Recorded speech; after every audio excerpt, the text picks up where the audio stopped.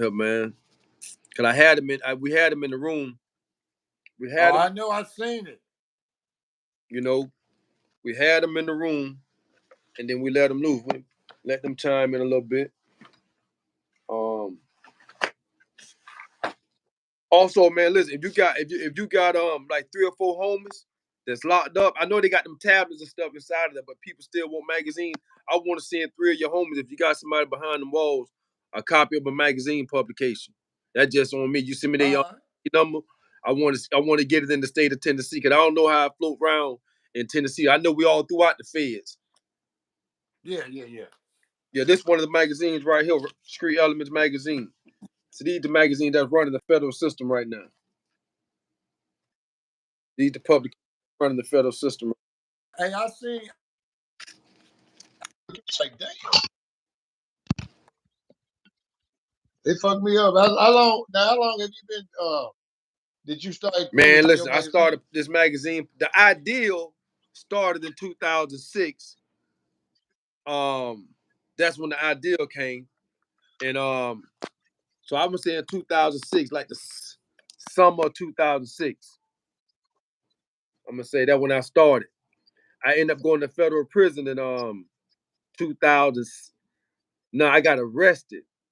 An accident happened on 2007 October. I got caught on I-75 coming back south with 4 bricks in the truck, and that was damn. That was There we go. Yeah, somebody say from Miami, Mr. Miami say, "What's up? What's up?" That's right. That's right. Yeah. So there we go. That happened in 2007 October. I got caught on 75, and I had just been out of prison. I had just been out of prison like 2 years after a RICO case. That's why this RICO case for Young Thug going through. This RICO, I done been through a RICO. Yeah. I done got convicted of racketeering and conspiracy to get of racketeering. It was all bullshit.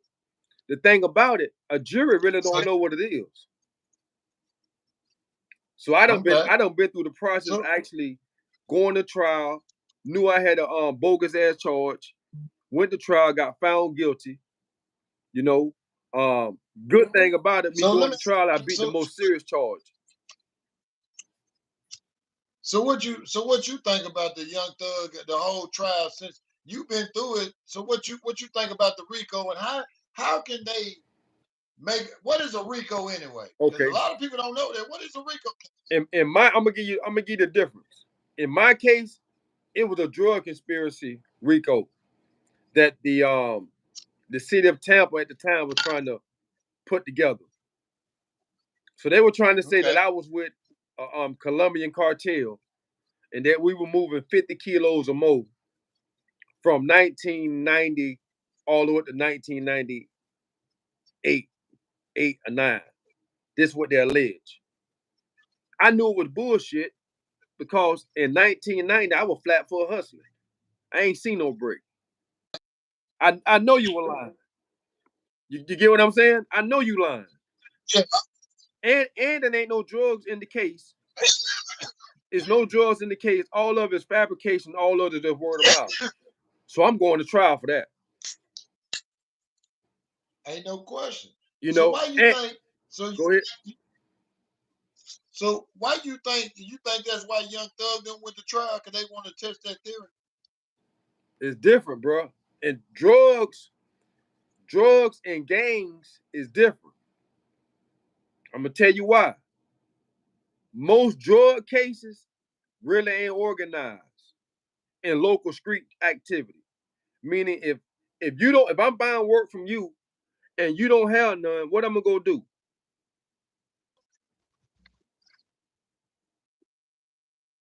I'm gonna get it from somebody else, right? That ain't organized then. That ain't organized then.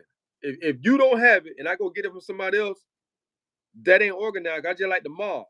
The mob can only make money with their family. If they go outside the family, that's a violation. So in an organization, Coca-Cola can't go get no product from Pepsi when they ain't have none. If Coca-Cola don't got none, they ain't got none. That's an organization. With a gang is different. So in my case, with a drug conspiracy, they tried to link me up with guys from Central Park I never did no business with. So you ain't gonna tell me how you gonna put us in the case I ain't never did no business with these guys. You get what I'm saying? You got other guys you picking up from the other parts of the city, I ain't did no business with, and ain't nobody getting caught with no drugs. What they normally do in my case back then with drug cases, they may grab 20 people, and 20 people know they may be selling drugs. They may got caught with a pistol or something when the police threw down. They may have a half ounce or something in the house when the police arrested them, and then they hit them with the RICO. So now they figure they got a whole bunch of people, and what they gonna do is start getting people to do what? Start taking plea deals. And this what happened in Young Thug case. People gonna start taking plea deals, right? So when they start taking plea deals, see, I'm the one said this a long time ago. See, I said Gunna wasn't no snitch. I've been saying Gunna wasn't no snitch. Cause I'm gonna tell you why. Gunna ain't now one of them niggas on the stand testifying. Gunna did what one of the homies did in my case. He took a plea deal and got out the way. Meaning he's saying I'm guilty for what I did. I may be in a gang. Don't mean he in one. He got the right to go to trial. I ain't gonna come testify and say he is or he ain't. But I'm guilty. Let me get my time and go. I ain't got time to be. I ain't got time to spend my money going back and forth to court with all that. But that's what a real criminal do. I'm gone. I mean, you OG in that county jail. You sit in that county jail. How many people in the county jail done took pleas to get up out of there to go do that time and come back home? Oh, plenty. People take deals because either like I know when people sitting in jail for 6-7 months, that be that pressure that them people put on you. When they jack your bond up so high that you can't make bond.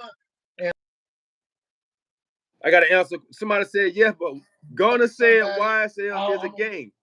Listen, yeah, he did. He may say that in his plea deal, but he's saying that he in a gang. I'm in a gang. I'm not gonna go testify on my homie and say that he in one, cause he may ain't in the gang. He may not be what I'm in. Just because, see, so Thor still have a right to go to trial and test his luck.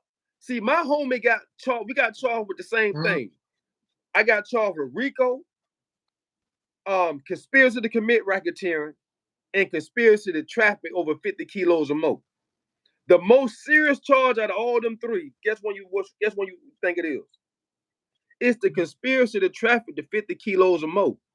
Cause that right there get you an automatically minimum mandatory of 15 years or more. Minimum 15. The trafficking charge is more serious than the RICO.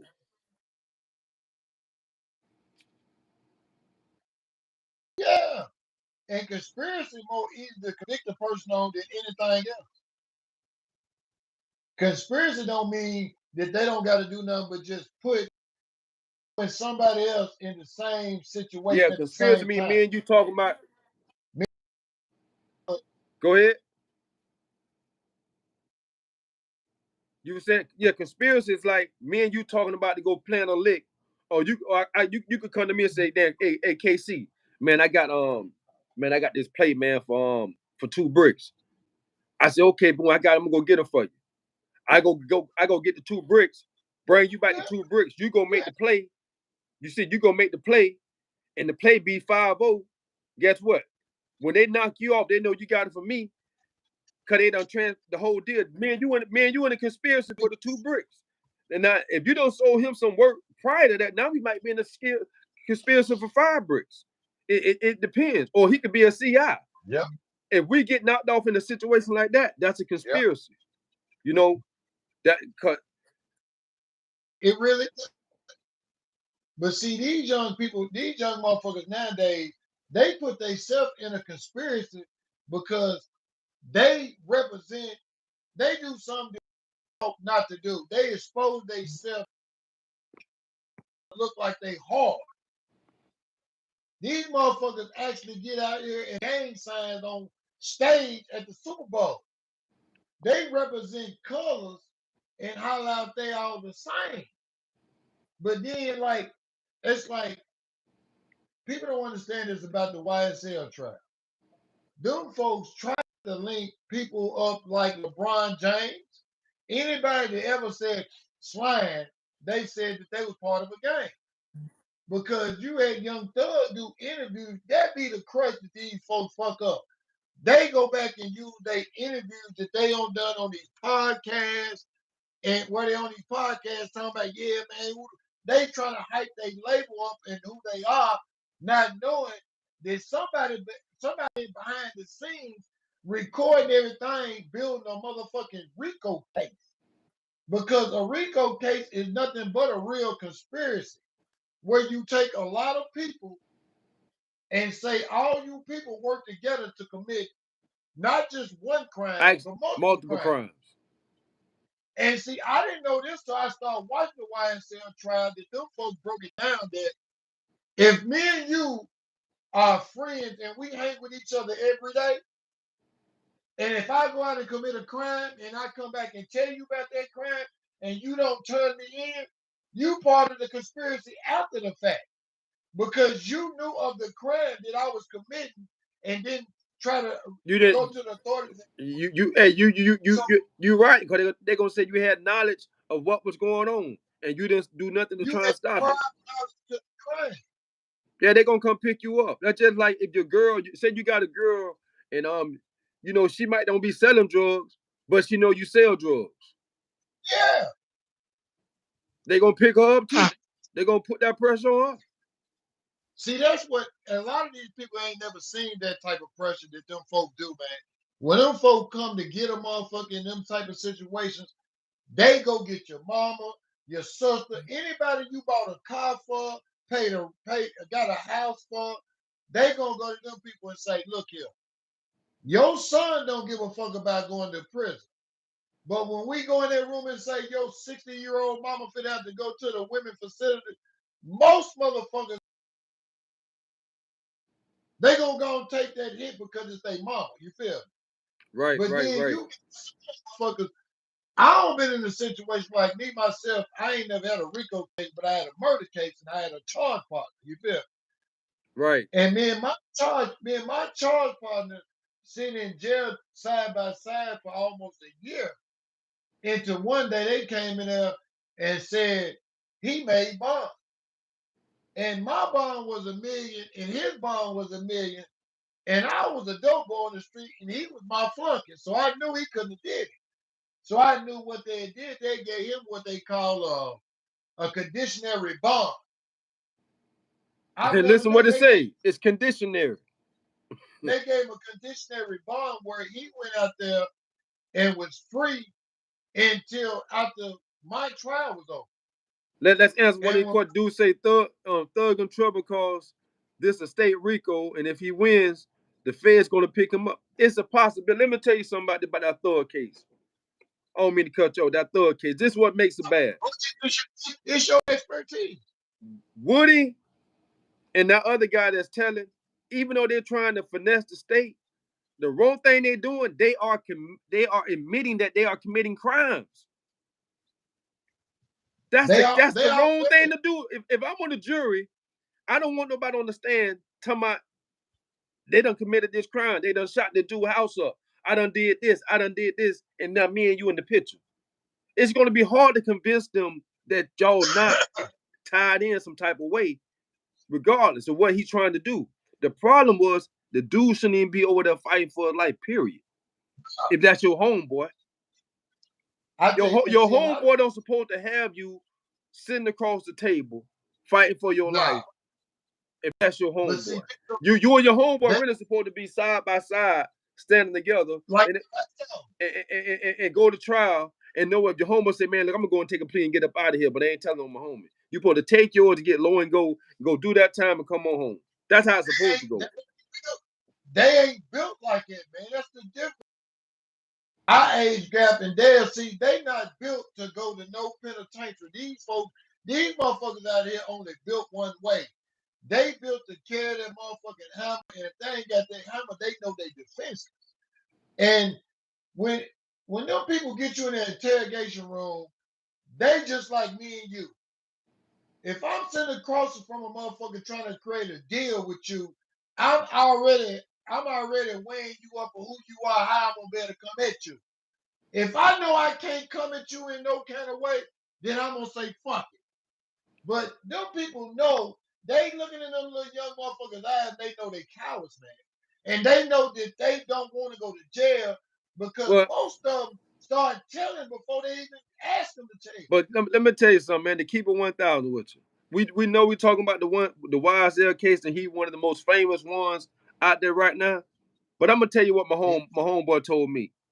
If you out there in the street, if y'all watching this live, you out there in the streets, man, they got the home field advantage out there. They got the home field. Look, I'm just telling you, it's a lot of wooders out there, but they got the home field advantage. So I'm just letting you know, when you playing the game out there, always remember, them boys got the home field advantage, and they don't play fair. Because there used to be, before technology came, you had the police done their job. Them folks went out there, sit in vans for day after day, watch the motherfucker. But now they got little woodies in every neighborhood. They got 3, 4 big boy head busters, steppers in the street. They don't get caught up on something that's feeding them folks information about everybody in everybody's city, man. I tell people, it's somebody sitting back listening to every motherfucking conversation that some motherfucker having so they can go tell somebody else. You feel me? Man, listen, man. Look, this been going on, man. This ain't really nothing new, but it's sad to see it. The way it's playing out online. I mean, on this social media, the way it's playing out. You looking at them dudes. Normally, dudes sitting across the stand like that. I mean, they over there acting like they real solid dudes. And I'm just trying to figure out, like, bro, you understand talking about you committing crimes, all you my homie. How you? I mean, like, man, I'm like, man, that it's a bad thing to see, but that let you see, Young Thug, he had a bad group of homeboys. He was surrounded by motherfuckers that they was with the money, but they wasn't with the gang shit like he thought. Nah, man, they should have been out of the game. They should have been up out of the game. And it ain't no way you got that type of money and you want beef in the streets for what? Oh, nah. You ain't supposed to be beef. Come on, man. That don't make no sense. Why would you want beef in the streets and you got all this money? You got all this money. Why would you want any type of beef activity in the street when you're supposed to be trying to get your homies out of the street and everybody supposed to be set up somewhere doing the positive thing?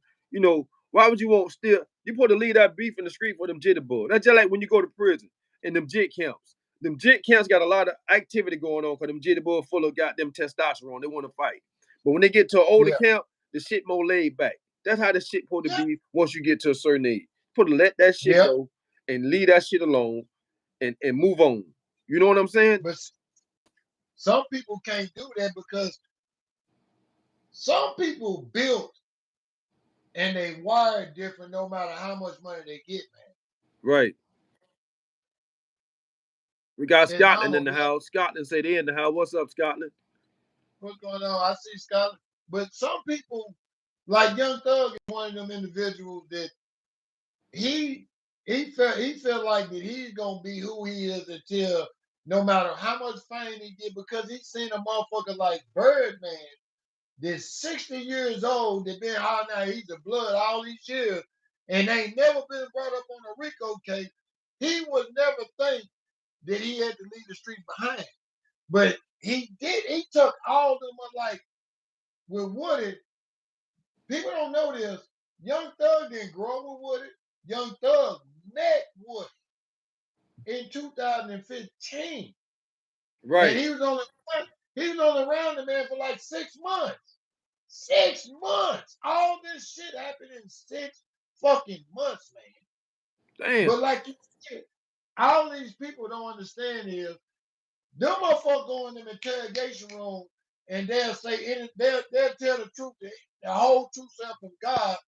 But when you have to get on that stand and look a motherfucker that you say you love in the eye and tell on that motherfucker, that take an extra dirty motherfucker. Now one of them been able to do it, And the dude that's on the stand now, YSL Marco, this motherfucker here already on plead guilty to a murder charge, man. He already pled guilty, got the paperwork, 35 years. They said that that his sentence was turned to 15 years long as he testified against Thugger. Right. They purged dude the other day. The same thing they did to Lil Woody. Them folks stopped the fucking trial a whole day last Friday and didn't talk about Young Thug, didn't talk about nothing about YSL. Them folks went straight and questioned Woody about every fucking thing he ever said on that stand. When the black judge was out, then they played the videotapes. Then they came back and asked him the question again. Then they said what them people were doing, they were purging them, man. Right. People think that them immunity deals is locked in stone, but I seen on your page, plus I got a lawyer to fax me the paperwork. If you don't say, this is what people don't understand. You gotta, if you sign that deal says anything that you say in this paperwork is true to your knowledge, and if you lie, you can be charged with perjury. That's even on a fucking speeding ticket, man. Hold on, dude. Well, I want to stop. They said, do we think Thug got a chance to get off? I'm gonna be honest with you. This try. It's 50-50. It really depends on the people in the box, how they feel about the situation. But you ask me, if I was on the inside, and I'm a person that know what RICO is, I don't like what I'm hearing on the stand, even though they playing dumb. I don't like them saying that they're committing crimes on the stand. That look bad because they're going to associate Thug with them, and if they can associate Thug with them, that look bad. So regardless of what he up there playing stupid, he still is boldly saying, "Yeah, I shot this dude house up. Oh yeah, I killed such and such." That's the key component. You don't want to be saying you committing crimes. That's bad, homie. Why you even on the stand admitting that you shot somebody, dog? They gonna put me in a picture with you. That's the bad part. See, but see, that's what Young Thug lawyer said the other day in court. He said it to the judge.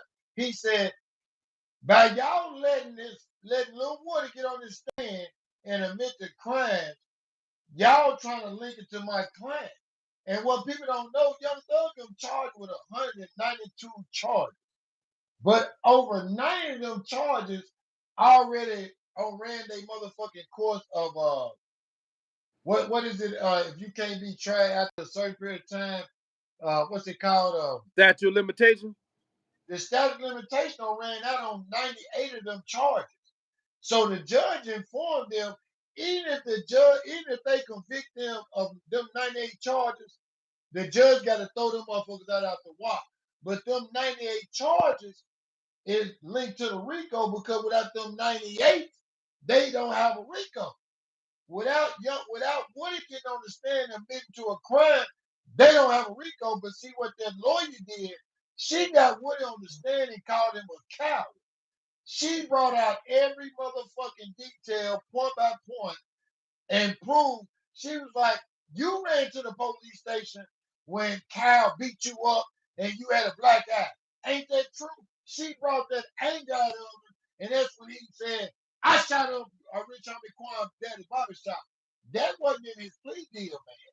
You can't get on the stand and admit to a crime that wasn't in that deal. And see, people say, well, he looked at the judge and asked the judge, anything I say can't be used against me. People don't understand this. A judge cannot give a witness or a defendant legal advice. No, they can't.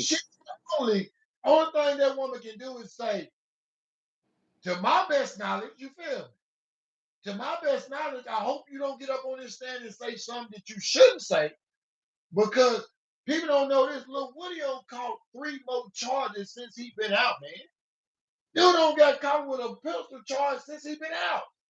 Right.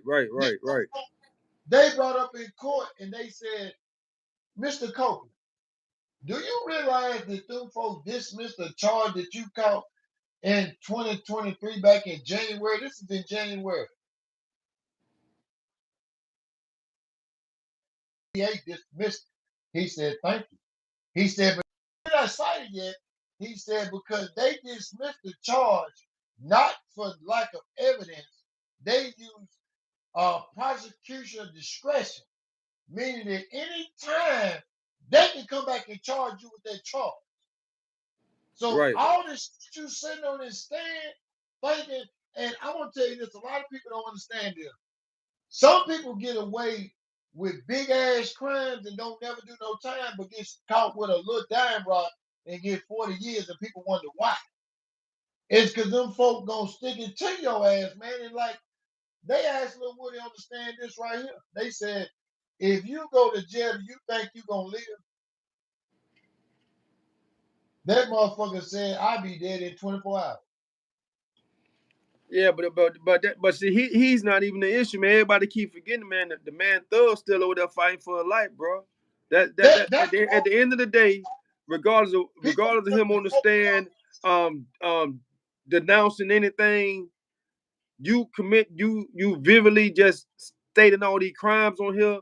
That don't look good for somebody who fighting for their life. That's all I'm saying. A lot of people think he's doing the right thing, but me sitting back, I won't want nobody on the stand talking about they shot nobody's shit up. I want to look like an altar boy over there. I want to look like I did nothing. I don't want nobody on the stand talking about no crimes if I'm over there fighting for my life like Thug is. So all that what Woody did and all them other dudes, man, I just hope these young guys out here don't get in the game and participate in this activity. I know they're gonna do it, but you got to realize there's a bunch of them dudes out there like that. This one here just famous because we got the internet name. But man, really and truly, man, it is what it is, man. I don't even want to too much dive into that dude, right? I hope Thug them free to get free, man. You know what I'm saying? Cause that dude, he's a bad example, for guys that stand 10 toes down, man. But see, this it's my point. I tell a person this, man. Everybody ain't built for the streets, and if you know you ain't built for the streets, stay on the motherfucker.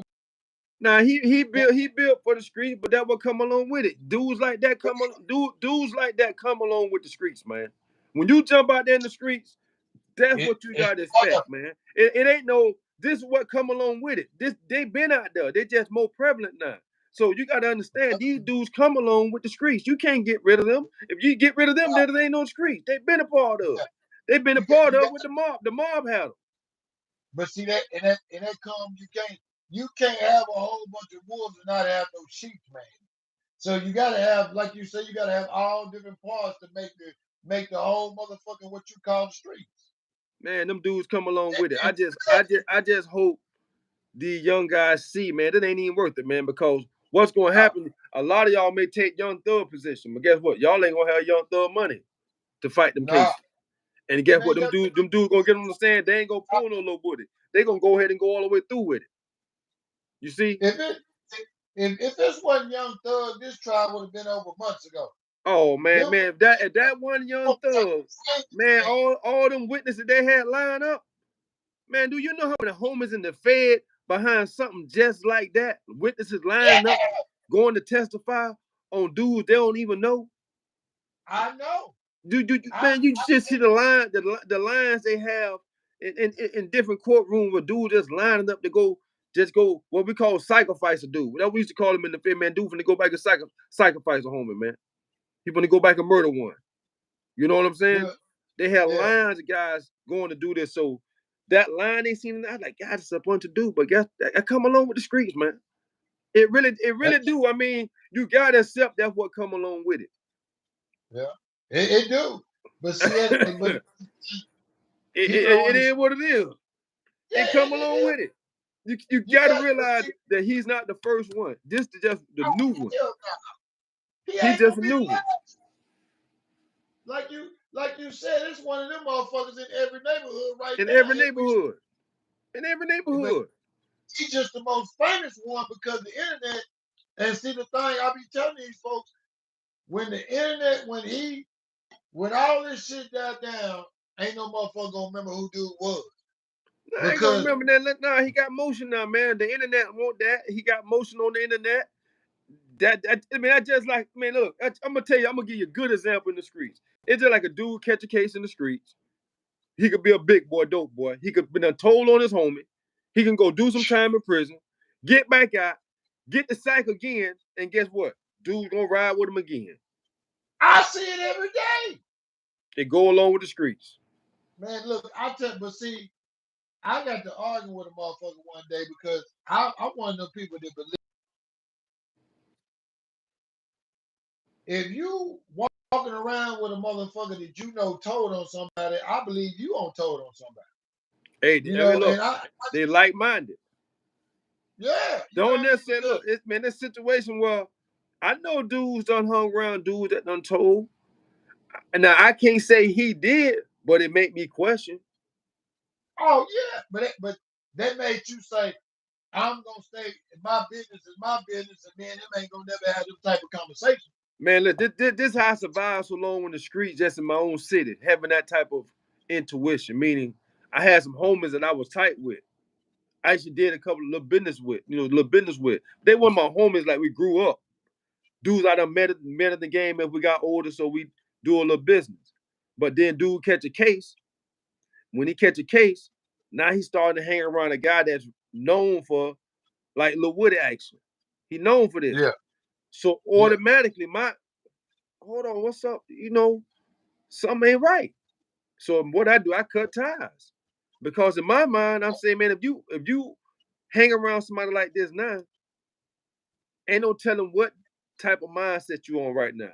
Because if you was all the way 100, you wouldn't do that. It don't mix, dog. It just don't mix. You can't. It don't mix, man. It just don't mix. I don't see it like that. It's either you on this side or this side.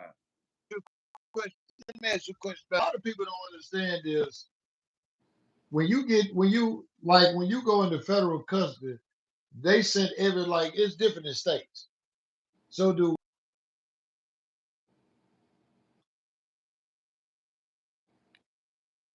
Say that again. I'm talking about Say that again. Say it again. like when you first go into prison, what You got a bad signal, man. You saying when you go to prison, what classification you got to go through?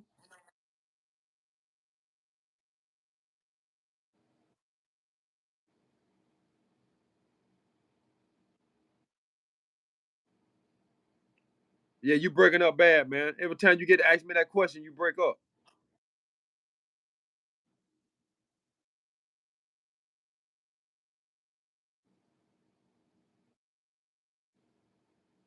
Hey, man, we got 20 people in the chat, man. Look at man, y'all check out my homie OG Gigavella. He got a book called Pressure, man. Y'all go buy that, man. This fire. He got the Miami story for him. And also, if you got a loved one doing time in prison, you send them a copy of Street Elements magazine, the #1 magazine in state and federal prison. Believe that. Like I say, man, ain't nothing like hearing your name doing mail call. Okay, what you were saying now?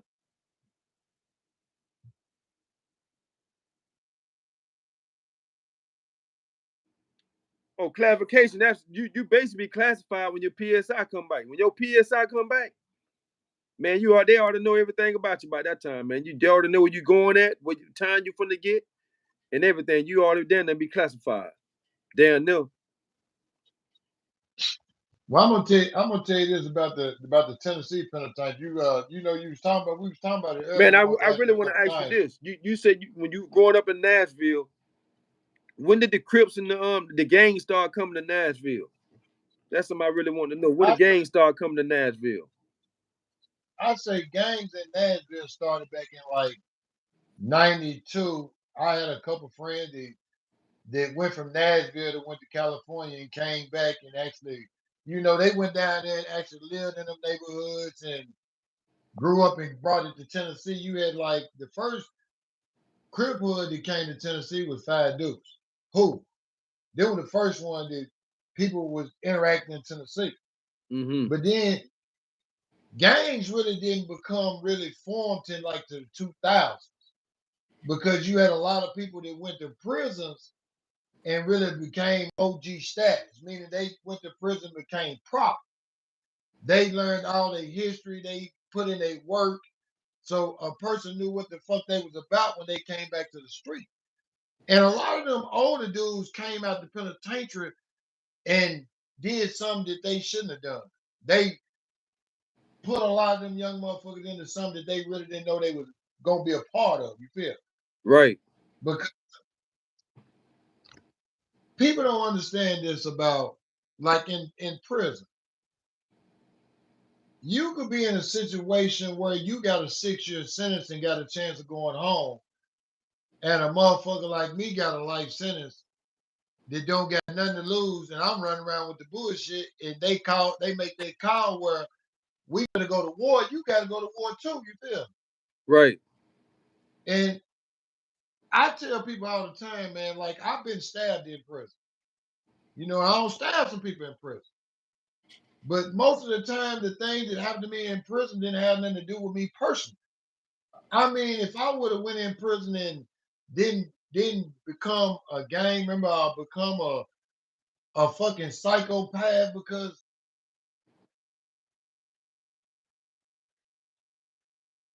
Mm-hmm. and they tried me as an adult, but sentenced me as a juvenile and sent me to the penitentiary. And the thing about the penitentiary is people don't understand is when you go to prison, you mostly run across people you grew up with. Like, and I went to a prison called Turner Center. It's in Tennessee. It's called Turner Center. This penitentiary got like a metal plant in it, bro. Like where they Did they make the send you there bunk. with adults or with juveniles? Now I stayed at first. I went to a place called Lake County. It's a juvenile prison, but it's a prison for adults too. When you turn 18 years old, they automatically send you straight to the prison. And see, that's what happened to me. I was in a holding cell in a prison called Lake County. It's in West Tennessee. I was in there for like 3, 4 months until I turned 18 on my 18th birthday. Them folk woke me up at 12:30 in the morning, grabbed my shit and put me in a van and drove me to the real big boy penitentiary and Mm-hmm. let me go through the chain. You feel? I'm talking about I barely got hair on my motherfucking face. You feel? But when I hit the pod, it's like when you come out of intake, you might have 40, 50 people down there. You got Crips, you got G's, you got YSL, you got Air Nations, you got people down there snatching their people off their train. You feel? They snatching their people, let motherfuckers know that's my homeboy. This, like it's automatic off the top. You know what I mean? So when I got down there to Turner Center, Turner Center is mostly like a Nashville prison because it ain't number like an hour and a half from Nashville. Right. So most of the people in this prison from Nashville. So when I got to that motherfucker, man, when I got on the pod, everybody that was there, I knew. Either they grew up with my dad, I grew up with my uncle, they were from the project that I'm from in Dodge City in North Nashville. I knew everybody, so it was like I was standing in the project again. You Right. feel me? Right. Right.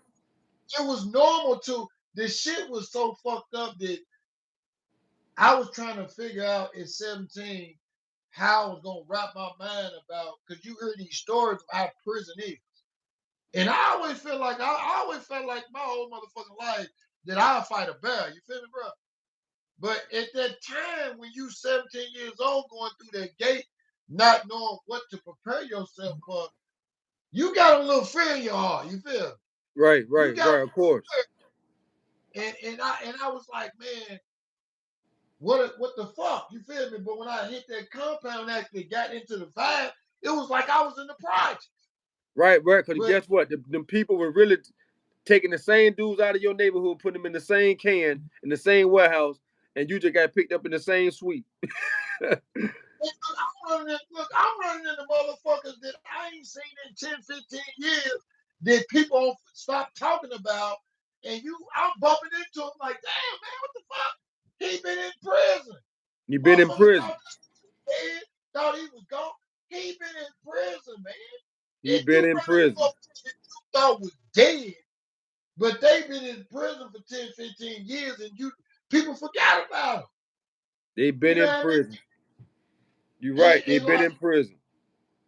and like when I first got down to Turner Center, bro, they got Turner Center is a prison that got manufactured plants, and they actually got plants. They got like a wood plant and a metal plant. Mm-hmm. The metal plant makes all the bunks for like these colleges around the United States. It's like a tri-core company. They pay. That's the highest paid job you can get in prison. So how much they pay And y'all in prison? their average pay is like 17. They start you off at like 17 cents. That's if you ain't got a GED or education. But then, like me, I got my GED when I was in the penitentiary, so I started off as like I was a maintenance man. So I was making like $2 an hour. I mean, $2 a shit. I think it was like it wasn't an hour. It was like $2 every day or some shit like that. Yeah, down Nigga in might, Florida, they don't pay you nothing in Florida. They ain't paying you nothing but but something to eat. but see, that's the catch. If you make over a certain amount, they take half of the room and board. Because in the wood plant and metal plant, them motherfuckers making money like people on the street. But they only employ people that got life sentences, bro. It's a catch to that. They employ them people, pay them $10, $11 an hour. Some of them people work in them plants in prison 12, 15 hours a day, bro. And they don't Damn, so got none of this. they getting cheap labor. They getting cheap labor out the streets like that. And they don't get, but see, them people, they take this what they do. When they pay them people every month, them people make $700-800 a month. Them folks take room and board. They take half of it, put it in a trust, and then they give them the rest. Most of them people die in prison, bro. Right. I ain't met a motherfucker that worked in one of them plants that didn't die in prison, bro. And see, the metal plant, they metal. So this prison, everybody got a pocket knife, bro. Every motherfucker, they selling pocket knives for 2-3 loose cigarettes, man. Damn. So they let you what? What's the name of the place again? What is it called again? It's The called Turner Center. It's Turner Center. It's Turner Center Prison. It's in only Tennessee. I'm telling you, bro, it's so fucked up that it wasn't no fights going on down there. It was slaughters, man. Every time that somebody got into an altercation, it was a butchering going on. Because there's so many knives. You got the metal plant where a person take the knife. Then you got the wood plant and the motherfucker put the handle on the bottom of the knife. Motherfucker made a real knife in prison. And Right. the worstest game that I ever seen in prison, bro, and I don't give a fuck how many black and Spanish games, it was them Arab nations at the time until the Spanish came in. Because like I know them in Spanish, they come in playing with that. They come from the street playing. So y'all got a lot of ABs in y'all state prison? Oh, hell yeah. Man, look, they got a whole prison in East Tennessee. Ain't nothing but them motherfuckers. I'm talking about out 15, like the average state prison in Tennessee is like 1,100 to 1,500 inmates in the prison. You have 1,200 on the compound, 300 in the annex, the work compound. So the average prison in West Tennessee, all the prisons in West going westwise is black folks prison. It's like 1, 2, 3, 4. It's 4 of them. Out of them 4, all the black penitentiaries is trash. Right. I'm talking about everybody that's in the West Tennessee penitentiary ages from 18 to 25, man. Mm-hmm. With life sentences. They putting them motherfuckers in there to kill each other, man. You feel me? If you ain't got if you come to prison, you 18 to 25, they automatically classify you as high risk. So if you high risk, they send you to high risk prisons, and you have to work yourself back down to the good prison, which is in East Tennessee, which is the white boys' prison. Right. See, because in the white boys' prisons, they all clean. They get the order out from KFC and Captain D's once a month and shit. In the black folk prison, they ain't even got cable, man. They don't got cable, none of that shit. And I did most of my time in the black folk prisons. Yeah. And then, like, I went through a lot. Like at Turner Center, I was in multiple fights with a lot of people, like, because people don't understand this in prison, and I wasn't number like, even though I'm affiliated, that don't protect me from being a man. You feel? Right. Any situation that a motherfucker finna test me, I gotta go. Like I remember one time I was on the basketball court, and this is one thing you don't do. You don't have physical activity in prison with other gangs. You don't play sports with them. And I was out there playing a basketball game with a whole bunch of G's, and I'm a Crip. That was wrong. I was wrong. So So how did you become a Crip? What age it was when you became a Crip? man, actually I was a child, but to be real is when I went to prison when I was probably about 19 years. I'm probably about 18 when I first got to prison and got redone. You feel me? When I say redone, I mean I went in prison and I was like lost on a lot of things that some people had misled me about. You feel? Mm-hmm. So when you go in prison, what they gonna make a motherfucker do is they gonna make you get in that circle and put your motherfucking hands up and do it all over. And if you read about what you stand on, they gonna accept that. You feel? And I was one of the motherfuckers that when I came in, when I was one of them, I was a little motherfucker. I had a life sentence, bro. I had a life sentence. I didn't have nothing to lose. Right. Nothing. So every morning, I had 4 motherfuckers that was in the same boat as me that was from all different parts of Tennessee. And we woke up every morning. They called us the shit squad because we was with the shit. Any soft ass motherfucker on the compound that had a sack, we were gonna go take that, bro. Because I really, and I ain't even that kind of person, but I was like, I wanted somebody to kill me, man. You feel? Right. Cause you were still young, coming in off the street. You got a license. You mad at the world. You're like, man, you I'm know what? watching, I'm watching old niggas get carried out on stretchers, dying of natural causes, man. Been locked up 30, 40 years, man. And I'm like, ain't no way that I'm finna sit back and go through this shit and wait for them folk to carry me out. I wait for me to get old and be the prey in prison, man. Right. Because a lot of people don't understand. I don't give a fuck who you are or how much gang time or what you got in prison, bro. When you get old, you become the prey, man. You become the prey for the younger motherfuckers.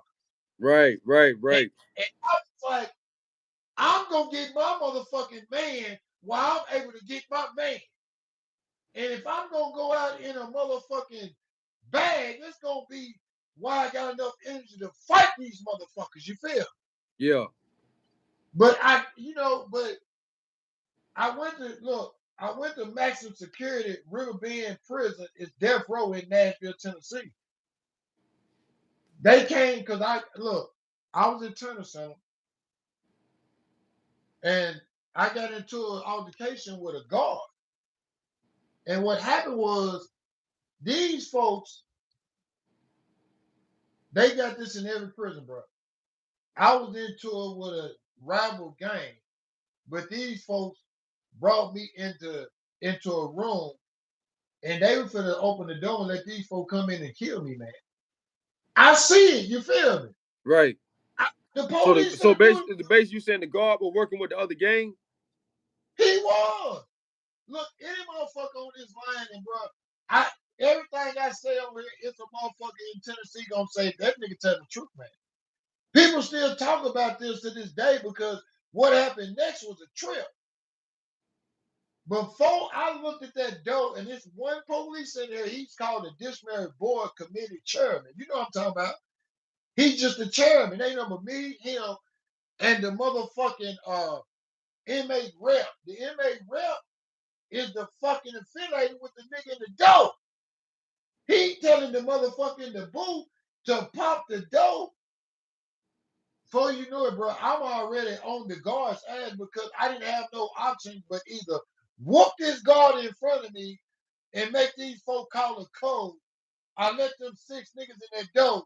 They got them bush knives standing at that motherfucker like Chucky, and I know they finna kill me. You feel me? Right. I know they finna kill me. So I whooped the police right there while they call the code.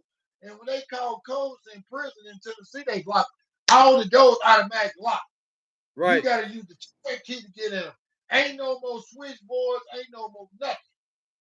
Because they know motherfuckers, guards working with motherfuckers. You got guards in Tennessee walking around with Crip tattoos, GD tattoos on them, man.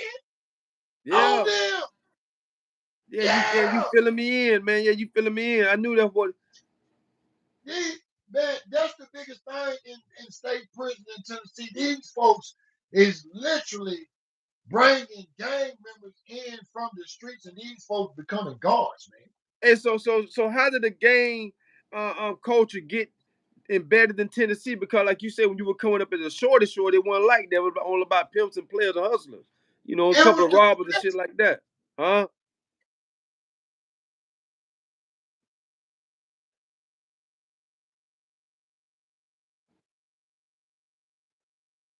Fuckers go to prison, become part of a motherfucking gang, and instead of going out of prison and manning they motherfuckers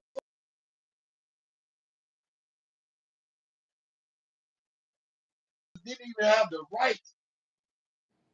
right to even put them folks down. You feel me? Right. But this is the thing about a lot of hoods around the world, bro. A lot of these people believe in numbers. And that's why they always fuck up. Like Young Thug here. They believe if you got 1 billion motherfuckers, y'all cool. Y'all ain't got to worry about them motherfuckers because you got an army. But you can have 2 solid motherfuckers go against 1 million motherfuckers because 99% of the motherfuckers gonna strike out running. You feel what I'm saying? Yeah. When the real killers come out, they gonna strike out running. I seen it happen in the penitentiary when motherfuckers pop out them knives and motherfuckers start running for their life. Right. But real motherfuckers, but see, and that's why I got stabbed in prison because I didn't have no choice. Because in my mind, I looked at my homeboys like this my brother, man. This my nigga. And most of them that I call my homeboys to this day, they on the streets with me, man. They 50, 60 years old out here still getting their bread. Some of them did what they did. Some of them got dump trucks. Some of them got big boy companies. But we all went through that struggle together because we knew one thing. We wanted to live, man. Right. You know, and it took me, bro, I'll tell you this. I actually matured in prison, bro. I went from stabbing folks to them folks put me on maximum security for 5 straight years, man. I was in solitary fucking confinement 23 hours a day for 5 fucking years. That shit down there drove me motherfucking crazy, man. Damn. Hey, bro. What? So that was at the same prison, or they moved you to another joint? They moved me to River Bend Maximum Security Prison is in Nashville, Tennessee. It's death row. Mm-hmm. That's where they kill every motherfucker. That's where any motherfucker that die in Tennessee get killed at. What they do is they got the prison separated in 3 slots. They got death row, they got high security, then they got minimum security. The minimum security feeds all the people on death row and all the people on max security, you feel? Mm-hmm. But people on max security, bro, we literally ain't interacting with each other in no kind of fucking way. You feel me? Right. None. Like when we go outside, they take us and put each one of us in a cage by ourselves, one by one. Right. If you go to the shower butt ass fucking naked, you still gotta have the whole belly chain with the padlock on all the way down your leg till you get to the shower. And when you get in the shower, they got a box at the top that you put your hands in, and a box at the bottom that you take your feet legs off of. Treat you like a real. Hey, they treat you like a real slave, don't they? Man, they break your fucking mental down, man. I'm talking about it get to the point where a motherfucker tell them folks, man, I don't want to go outside. I'll take a bird bath in the motherfucking sink, because you don't want to have to go through all that to go outside that fucking cell, man. That shit breaks your fucking mental. Man, And hey, look, anybody want to feel like a slave, go to prison. They'll treat you like yeah, one. you feel like a motherfucking modern day Toby. Go to prison. Yeah, go to Cause prison. They'll treat you just like a slave. I'm telling you, look, you'll be back in the you'll be back in the 1600s. man, them folk believe in motherfucking chains. For I'm real. telling look, look when Tennessee when they move they call them the great buses. Cause we just going around the state. They'll put you on a bus knowing that bus gonna take 9 fucking hours to get across Tennessee. They wouldn't take a car 3.5 hours, bro. Because they gotta stop at each and every one of these prisons and pick motherfuckers up, man. And guess what? They got a toilet in the back of that motherfucker, but you handcuffed and shackled all the way down from head to fucking toe the whole fucking bus ride, bro. And people will slide out them motherfucking hands. I watch the motherfucker get up out them handcuffs and stab a motherfucker on the bus, bro. Stab a motherfucker. Yeah. So when you get on the bus, the first thing you got to do is you got to take your goddamn handcuffs off, bro. You got to slide them motherfuckers out. If you're affiliated and you get on that bus, this is what you tell that guard when you finna get on that bus, man. You know, because they got a list. When you getting transferred, they got a list. And with that motherfucking list, they got a motherfucking, they whatever gang you is, they got them motherfucking stars by your name, letting you know this motherfucker shouldn't be there, this motherfucker, and this motherfucker shouldn't be there, this motherfucker. You know what I mean? Right. Because you got the potential, because 9 times out of 10, if you getting transferred, you gonna have some kind of gang activity with another motherfucker in another prison. And So the majority dude that's in I don't mean to cut you off, but the majority men that's in prison in state of Tennessee are in some type of gang. man, over 90% of them. Yeah. Overnight, motherfucker that go to prison in Tennessee nowadays or something. Right. You from West Tennessee, you most likely you a G. Most likely you a G. If you from Memphis or something like that, you a G. That's almost guaranteed. But if you are from Nashville on down, 9 times out of 10, you some kind of Crip. You either five dudes or you either rolling some or you a neighborhood. That's And all guaranteed. that came from California. All that came from prison. All the gang shit that's in the streets of Tennessee came from prison, man. Most of that didn't come from, most of that came from people driving through the state getting caught with 30, 40 bricks that was a gang member and got put in prison. That's what what I'm saying. Like from. the five, when you say the 5 dudes, the 5 dudes from California and the migrated over this way, where they get the names from? Yeah, it did. Like a lot of the Crips, that's how Tennessee became. It's more Crips in Nashville than anywhere, because you had back in the days you had more people go to California than they did anywhere. If you're from Nashville, you traveled out west. You didn't go up north. You know what I mean? Now I can't speak on how the G's end up so deep in Memphis and Vice Lords end up so deep in Memphis. I say Vice Lords are deep in Memphis. But I can't tell you how they got deep in Memphis, but I can tell you how Crip got deep in Nashville, because you had a lot of people get either, like you had one dude went to California and lived as a child in California, but he from Nashville. When he came back, he put down every motherfucker that he knew. He wasn't even 19 years old, but any motherfucker that grew up with that man became an OG that day. Right. Real shit. And that hood grew to be so fucking outrageous that it don't spill over into every little city around Nashville, bro. And you got 30, 40 cities, little bitty towns around Nashville that ain't nothing but full of number gangs. Number gangs, man. That's all. Number gangs. Nashville's so fucked up with gangs that and they don't, you know, Nashville growing so much right now that they knocking down every fucking hood and building all these little skinny homes, tiny homes. You know, Yeah, they trying to it's called urban renewal. See this what a lot of people don't understand. Urban renewal started in the late 1960s. The plan was to do exactly what you see going on now. You see, yeah. what you see going on now, that was part of urban renewal. So they had like a 30, 40-year plan on how they were going to renew the urban communities. Because I guarantee you, all them communities you talking about that once upon a time, probably when you was a shorty, was black communities. Oh yeah, every last one of them. I tell you, like, there's a couple of them in Nashville that, like, you got a Brentwood area, like where it wasn't nothing but all the rich white people, like the doctors, the lawyers, the anchormen.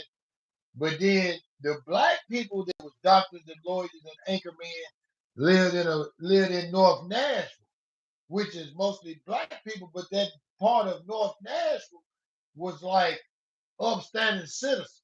Right. You all the newscasters that were black, all the high professional college like Fish University, TSU, professors, they lived out there. And most of their families still got their houses out there. They ain't let them folks come and take none of that. But all the shit that them folks had that they But call projects.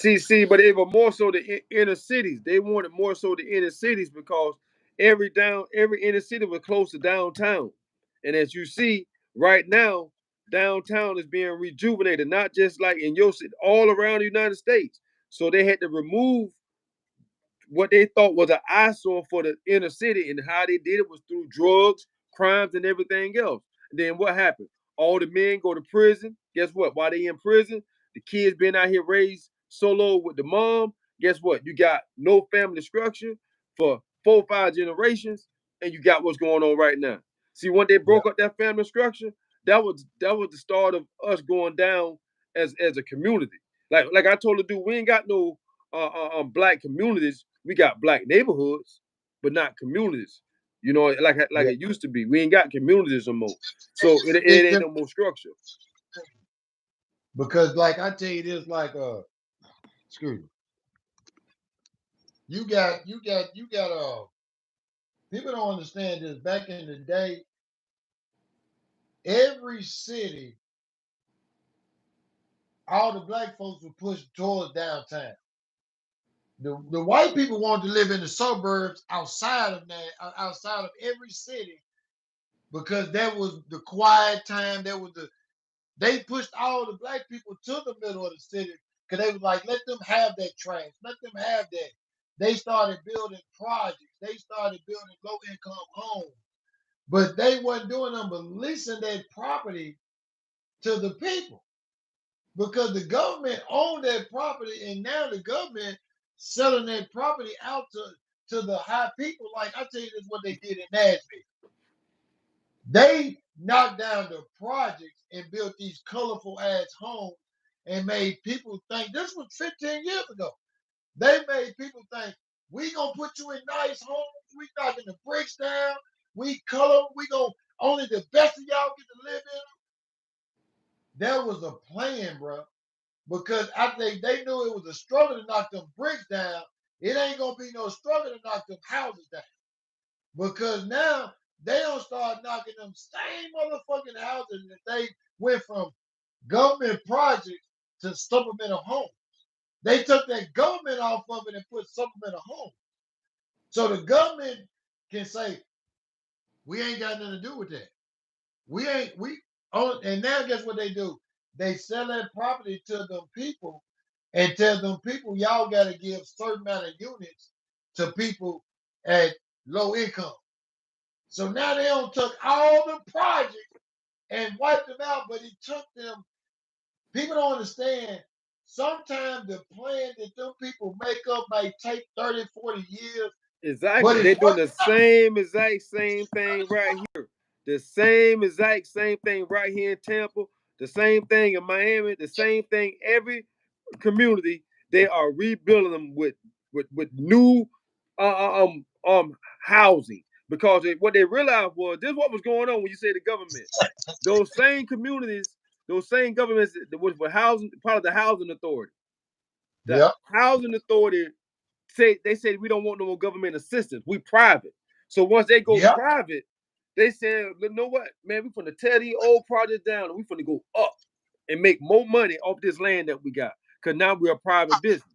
We don't need no more funding for the government. See, now they'll make a deal like you say, okay, we're gonna build these right here, and we're gonna tell the community that we're gonna put these certain people in, but it's only a certain amount of those that we're gonna let go for this amount. And then they're gonna come They back with the other got, ones and they're gonna be increase the rent. see what they do is they, like you said, they call it MDAD, and that in Tennessee they call it MDAD. And see, a lot of people don't understand this. What them people do is after they take their government name off of it, like you said, and They go it's a private. private, it's private. We gonna run. What we gonna do is we gonna step in as we gonna be the government's monitor over these projects. Meaning that we gonna do what we gotta do that we feel like they can make y'all community better. And what they really doing is they gonna break each one of them motherfuckers down and let them folk run that motherfucker regular to where ain't no motherfucker can live in them. And then they gonna condemn them motherfuckers. They gonna make them a public nuisance and they gonna condemn them motherfuckers. I watched them do it so many times in Nashville. Them folk literally let them gangs, let them motherfuckers kill each other in them motherfucking same apartments that used to be projects, communities that used to be projects. You can take a motherfucking brick off a building, but if you build something in that same motherfucking place, it's still the motherfucking projects, man. Yeah. If you got the same mindset over there, you're gonna have the same thing going on. Yeah, if you And got the people, same mindset, it's definitely gonna be the same thing going on over there, man. the gentrification is real, bro. That shit And is real. I'm pretty sure crack. I'm pretty sure crack destroyed Tennessee. I mean Nashville like it did everything else, and it brought the property. How about all the houses and the lots and stuff that could have been bought for cheap, and then Let me tell me about that over there. I know that went on over there too. look. It was a white man in Nashville called. His name was Johnny Beers, right? White man ain't never lived in nothing but North Nashville. North Nashville is like the poorest fucking part of Nashville, bro. And this white man owned every fucking thing, bro. I'm talking about gas station, houses, every fucking block from 2nd Avenue, 3rd, 4th, 5th, 16th, 12th, all the way up to 25th Avenue, bro. He owned blocks. But the man was so motherfucking, he was a slumlord. They did a big ass special on him back in the day. They called him a slumlord. Like he charged motherfuckers $600-700 a month to live in a motherfucking house that the flow falling in. But he also go to all the dope men in the neighborhoods and let them folk get him $5,000-10,000 down on a house and charge them 20 on a building. There's some niggas out here right now that own buildings that these people trying to buy from them for $1 million that they didn't pay them $10,000 from them. This man was selling property. He was selling houses to motherfuckers. If I was, bro, look, I got out in 2000 and motherfucker the end of 2008. This man was selling fucking property lots for $1,500. Some of them lots right now going no house, no nothing, $250,000. $250,000. And we right here trying Look, to and look, we're right there trying to peel the stones. I didn't know that though. See, if I knew what I knew then, but see, it was some dudes that caught on to it. Right. Because I got some homeboys that don't retired off this shit, man. I got one homeboy, bro. This man took every brick he ever made off the streets and bought every fucking. And then this the thing about it, like I said, the white man used to let you pay a note to him, man.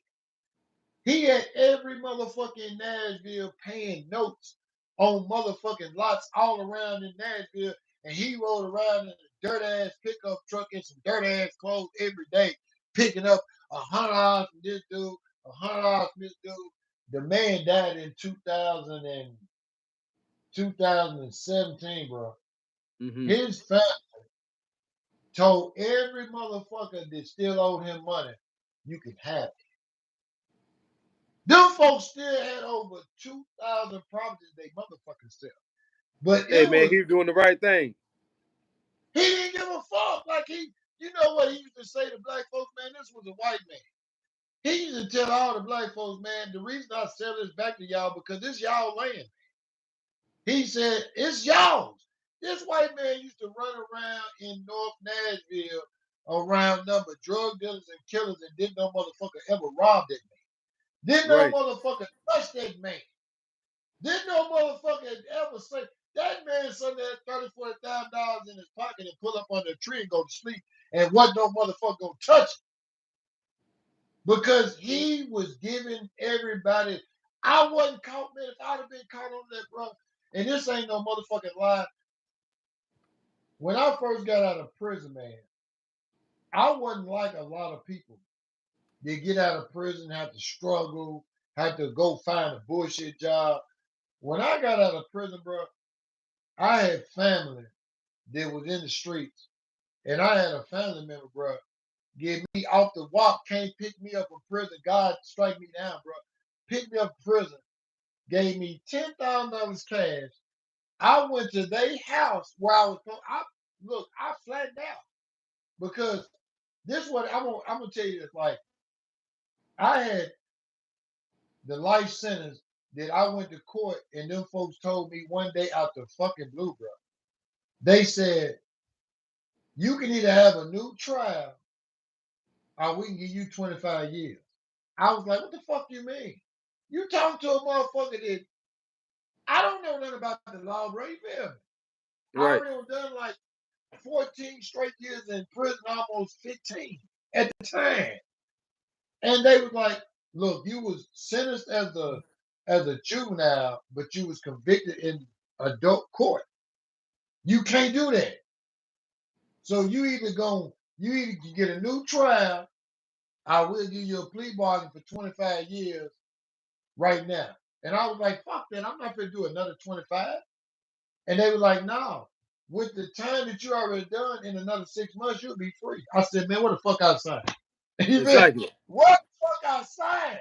And I went back to prison and didn't tell nobody, no homeboys, no nothing for 6 months. I kept my face like I've been like, right. I kept telling it. But one day them folk called my name and I grabbed that bucket and pushed that motherfucker out and said, okay, it's over. But when I came out of prison, I had a family member, bro, female. When I got in the car, bro, when I got in the intake, and this was the scariest shit in my life. You know, they took me to the intake. It's the last processing before you get out. They run your name across all databases. I'm scared to death that I might got a one. I know I've been locked up almost 16 damn near years at this time. You feel me? Right. But I'm Right. still like, these folks might charge me for when I caught the sticking charge. Because I stabbed a motherfucker in prison, caught a attempted murder charge in prison, but they didn't prosecute on the street because I had a life sentence. It was gonna be useless. You know what I mean? If I was the time that I had did, they would have prosecuted me because they did that for people with little time to get you more time. You feel? Right. So I was scared of that. But when I walked out of prison, bro, I had a family member. She gave me $10,000 cash that day, and gave me damn near $10,000 in all the latest fashion because her dude was the dope man. He was the man. And when I went to their house, bro, I sit in the house. I'm fresh out of prison, bro. My mind is like, I don't know what the fucking do. I'm sitting in their living room, and this is the first time I ever met her husband. He come through the door, boom. He's like, "How you doing, man?" He go back out the door. He jump in another car, dip off. About an hour later, I'm sitting there, drinking a little bit, scared to go out the house. I'm waiting on. I'm calling people to let them know I'm out of prison. You feel me? Because a lot of people, I didn't tell nobody. You feel me? So the third time that dude came in the house, he said, man, look, I know what kind of dude you is. because I was selling dope in prison. So he like, I know what he said, man, we can't live under the same roof, man. Right. Dude gave me a half a brick and dropped me off in North Nashville, man. Real sad. He said, man, look, whatever you need, I got you. He said, but we can't live in the same household because I know that you've been locked up all this time. You want to get your money, man. You don't want to be living with nobody. You feel? Right. Right. So I went through all them type of phases of, coming out of prison. When a lot of people come out of prison, they fucked up, man. They fucked up. Right. Yeah, getting out of prison, you definitely need a support system getting out to help you make that transition. Having that support system is key, man. But man, we've been going for a minute, man. But that's good. We linked up now.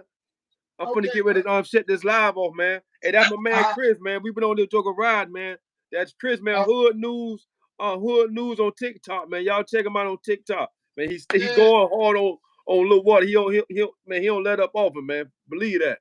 He hate them cheese eating motherfucker. That's what he called him. Hey, I'm coming to Miami, right? I'm coming down to Florida where you at, right? I'm coming down there and sit down. Yeah, man, we're gonna do that, man. For real, man. But look at here, man. We appreciate y'all in this live, man. We're gonna get this thing together, man. I got some more content for y'all. Y'all share this live. Y'all share the platform, hit like, follow, subscribe. If you got a loved one doing time in prison, send them a copy of Street Elements magazine, man. We out of here, man. We'll link up. That's what's up. Yes, sir.